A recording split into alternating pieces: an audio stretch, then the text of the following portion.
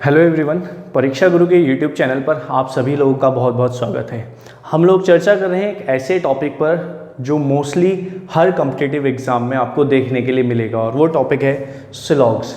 इस टॉपिक पर मैं ऑलरेडी 2 वीडियोस बना चुका हूँ जिसमें कुछ ऐसी हमने शॉर्ट ट्रिक्स का यूज़ किया है जिससे हम बिना वेन डायग्राम बनाए कोई भी क्वेश्चन को सॉल्व कर पाते हैं। देखिएगा वो क्या है, यहाँ पर मैंने यहाँ पर 4 ट्रिक लिख रखी है। इनके बारे में डिटेल में आपको पढ़ना है तो आप प्रीवियस वीडियो को देखिए। प्रीवियस वीडियो के थ्रू आप इन सारी डिटेल्स में जा सकते हैं। बिना वेन डायग्राम बनाए हम क्वेश्चन को मिनटों और सेकंडों में सॉल्व कर सकते हैं। आज हम बात करने वाले हैं इसी के एक इंपॉर्टेंट फैक्टर की जिसमें आता है बैंकिंग एस्पिरेंट्स बहुत ज़्यादा स्ट्रगल करते हैं इस चीज़ को लेकर। फ्यू और ओनली अ फ्यू का कॉन्सेप्ट आज हम डिस्कस करने वाले हैं, लेकिन उससे पहले इसमें हम एक और ट्रिक है जिसको हम यूज़ कर सकते हैं, उस पर चर्चा कर लेते हैं फटाफट। कि हमने एक ट्रिक यूज़ करी थी कि अगर सारे के सारे स्टेटमेंट सम वाले हो जाते हैं तब क्या होता है, अगर सभी स्टेटमेंट पॉजिटिव हैं तब क्या होता है, अगर एक स्टेटमेंट नेगेटिव है तब क्या होता है। अब हम बात करते हैं if more than 2 statements are negative. If more than 2 statements are negative, अगर एक से ज्यादा स्टेटमेंट नेगेटिव हो जाते हैं तो कोई भी डेफिनेट कंक्लूजन नहीं निकल पाएगा। डेफिनेट कंक्लूजन नहीं निकल पाएगा, सिर्फ और सिर्फ पॉसिबिलिटीज ही ट्रू होंगी। देखिएगा जरा कैसे। फॉर एग्जांपल स्टेटमेंट लिख रहा हूं मैं कि स्टेटमेंट लिखा मैंने जिसमें मोर देन 2 स्टेटमेंट नेगेटिव होंगे। मैं लिख रहा हूं some A are B, no B is C और some C are not D. पहले इसको देख लेते हैं जरा। और कंक्लूजन ये पूछ रहा है मुझसे, क्या कंक्लूजन अगर वो पूछें कि सम सी, सम ए लिख लेते हैं, सम ए आर डी, और एक ये है सम ए कैन बी डी, तो क्या दिख रहा है मुझे, देखिएगा जरा। कंक्लूजन में ए से डी को चेक करना है तो ए से डी तक पहुंचने के लिए, ए से डी तक आने के लिए मुझे इसका सहारा लेना पड़ेगा। ए से बी, बी से सी और सी से डी, यानी कि तीनों स्टेटमेंट का सहारा लेना पड़ेगा। ये नहीं बन रहा है पहली ट्रिक, सम और ऑल नहीं बन रहा है। सभी सम के रिलेशन नहीं है, एक ये यहां पर नो का रिलेशन और एक ये सम नॉट का रिलेशन है। सभी पॉजिटिव नहीं है, 2 नेगेटिव है, केवल एक नेगेटिव नहीं है, यानी कि 2 नेगेटिव वाले से सॉल्व करना है। जब 2 नेगेटिव स्टेटमेंट होंगे तो डेफिनेट कंक्लूजन गलत हो जाएगा। डेफिनेट क्या लिखा हुआ है, ये लिखा हुआ है सम ए आर डी, गलत लिखा हुआ है। पॉसिबिलिटी ट्रू होगी, पॉसिबल ये लिखा हुआ है, कैन बी लिखा हुआ है डी। केवल इतनी सी ट्रिक है। अगर एक नेगेटिव आता है तो केवल नेगेटिव डेफिनेट ही ट्रू होगा, ठीक। और अगर 2 नेगेटिव आ जाए, इससे ज्यादा नेगेटिव आ जाए, तो डेफिनेट कंक्लूजन कोई भी ट्रू नहीं हो सकता, चाहे वो पॉजिटिव डेफिनेट है या नेगेटिव डेफिनेट है। केवल और केवल पॉसिबिलिटीज ट्रू होंगी इस तरह के क्वेश्चन में। तो अब हम मूव कर रहे हैं फटाफट से बहुत ही इंपॉर्टेंट पार्ट पर। बैंकिंग एस्पिरेंट्स के लिए स्पेशली डाउट क्लियर करना है कि फ्यू और ओनली अ फ्यू में क्या डिफरेंस होता है, किस तरह से उसके क्वेश्चंस में हम अप्रोच करते हैं, कैसा हम डायग्राम बनाते हैं और कैसे हम डायरेक्टली भी सॉल्व कर सकते हैं। मैं 5वां यहां पर लिख देता हूं ताकि आप इसको स्क्रीनशॉट ले लें या नोट करना चाहें तो नोट कर लें। मोर देन 2 नेगेटिव, उसके केस में डेफिनेट सॉल्यूशंस या कंक्लूजन्स गलत हो जाएंगे, फॉल्स हो जाएंगे, ठीक है। बात करते हैं फ्यू और ओनली अ फ्यू के डिफरेंस के बारे में, ठीक है। देखिए जरा, मैं फिलहाल थोड़ी देर के लिए मान रहा हूं फ्यू का मतलब क्या है। फ्यू का मतलब हुआ कुछ, है ना, सम। मैं अभी फ्यू को क्या मान लेता हूं, सम। इसको सम की तरह पढ़ना है आपको। अब उस सम में भी मैं क्या मान रहा हूं, एक तरह से मैंने परसेंटेज मान लिया कि भाई 10% है, ठीक है। मैंने सम को क्या मान लिया, 10% मान लिया। फ्यू स्टेटमेंट ऐसा लिखा हुआ है, फ्यू ए आर बी, तो मैं ऐसे बनाऊंगा फ्यू ए आर बी, वही सम वाला डायग्राम बन रहा है। और मैंने इस फ्यू को कितना मान लिया है, 10% मान लिया है, ये रहा 10% यहां पर, ठीक। इसको देखते जरा, ओनली अ फ्यू।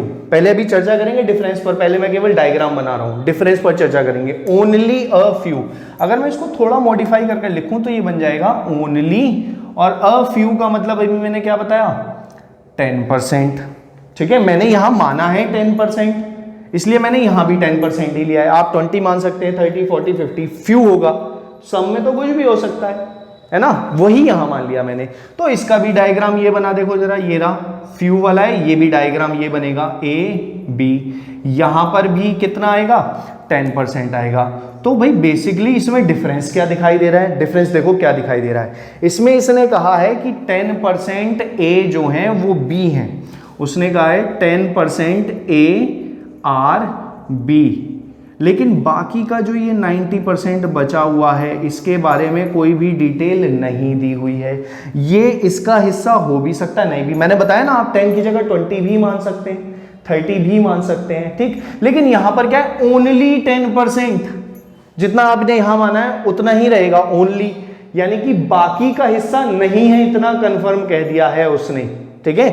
ओनली 10%, तो बाकी का 90% इसका हिस्सा नहीं है, ये भी ध्यान रखना है। तो जब ओनली अ फ्यू आएगा तो ओनली अ फ्यू में सम और सम नॉट दोनों ही कंडीशन ट्रू मानकर चलनी है, यानी कि ओनली अ फ्यू का डायग्राम ये बनेगा कि भाई कुछ हिस्सा ऐसा भी होगा ए का जो बी के पास नहीं होगा।